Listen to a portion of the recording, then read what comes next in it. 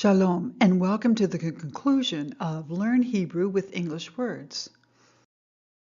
At the beginning of this course, you might have looked at this lesson plan and thought, how am I going to learn all this? How am I going to be able to use all these words in sentences? But you did.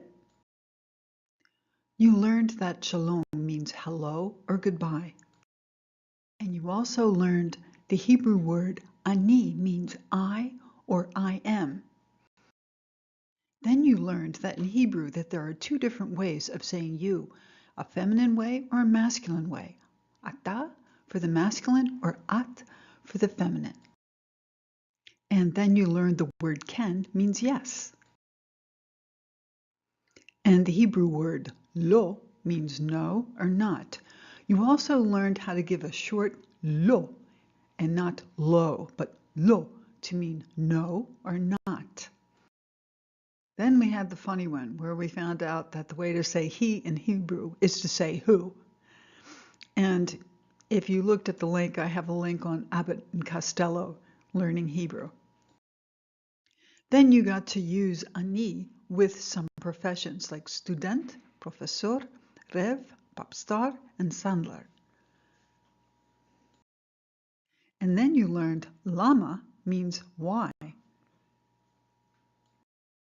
And then you learned if you put two English letters together, I and F, you get the Hebrew word for tired. So the Hebrew word for tired is ayef, ani ayef.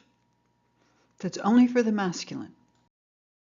Then you learned that there is an important word that means the exact opposite in Hebrew. So when you want to say she in Hebrew, you say he. I thought the family members lesson was my favorite.